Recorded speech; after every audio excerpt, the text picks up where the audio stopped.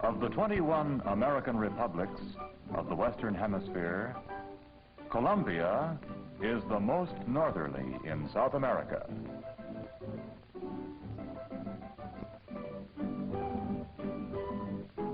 Inland from both the Caribbean Sea and the Pacific Ocean is Bogotá, the capital of Colombia. It is situated on a plateau on the eastern branch of the Andes Mountains at an elevation of 8,600 feet above sea level. This South American metropolis spreads out on the flat plateau at the base of mountains, which rise abruptly along one side of the city. Visible from any part of Bogotá, the mountains are a constant background for life in the sky-high capital of Colombia.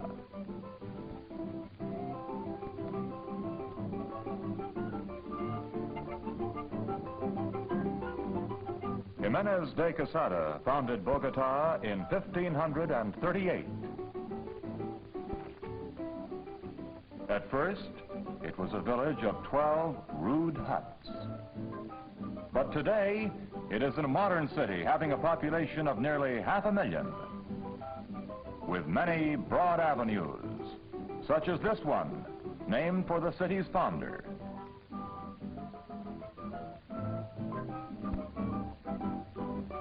Early settlers brought with them priceless treasures, which reflected Spanish culture and customs. Viceroys came from Spain to govern the colony, and colonial buildings with garden patios hemmed in by tile roofs gave beauty to the city, which was so far away from Mother Spain. The roof tiles were made by hand, for it was soon discovered that the native clay of the high plateau was of excellent quality for making tiles.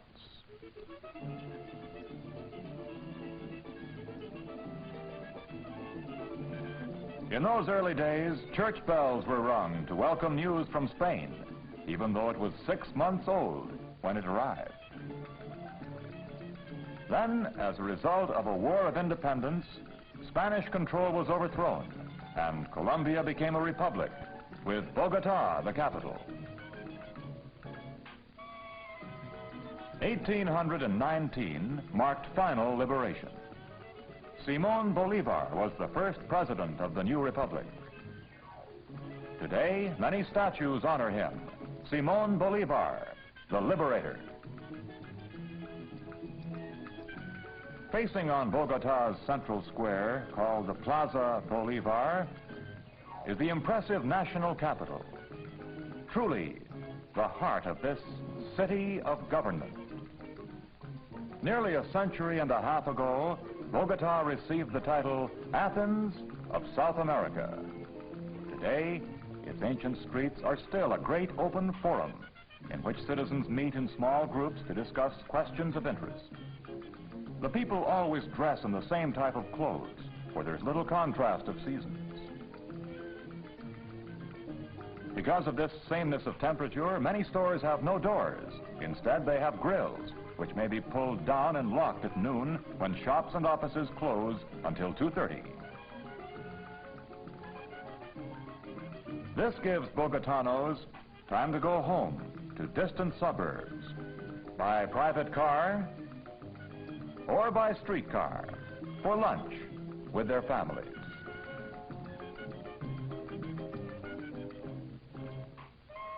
On wide boulevards, Bogotanos build their homes in many styles, showing the influence of their cosmopolitan culture.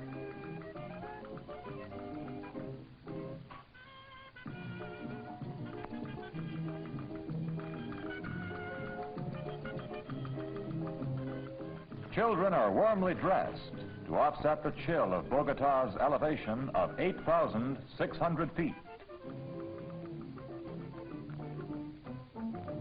Men may wear soft wool blankets called ruanas.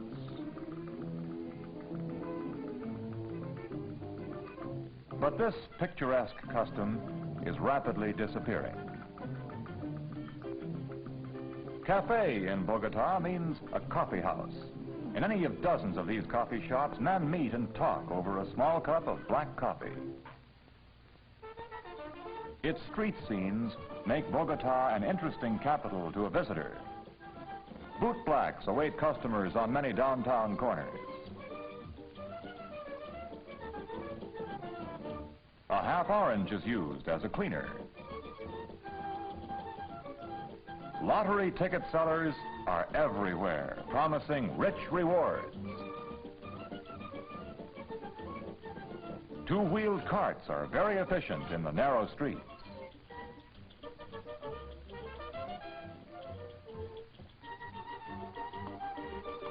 Posters go up daily to advise citizens about community and national affairs.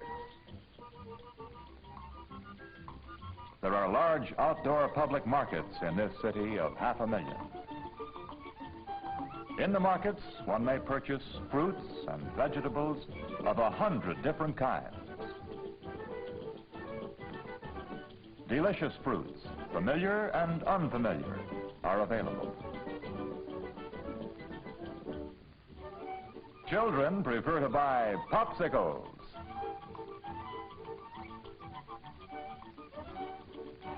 Flowers are for sale in scores of shops along the street. No refrigeration is needed for flowers at this altitude. Truly, Bogotá is the city beautiful.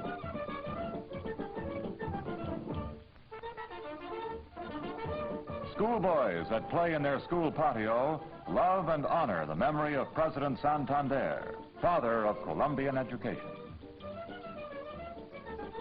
Bogotá's oldest school was founded more than 300 years ago.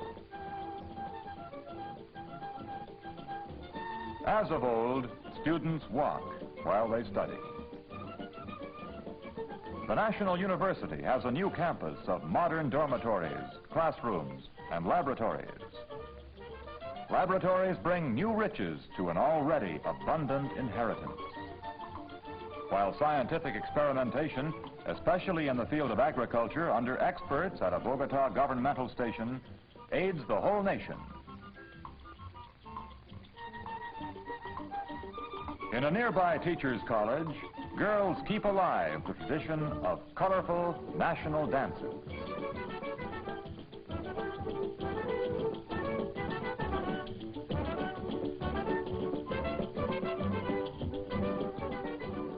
The National Library is next door to one of Bogotá's splendid parks.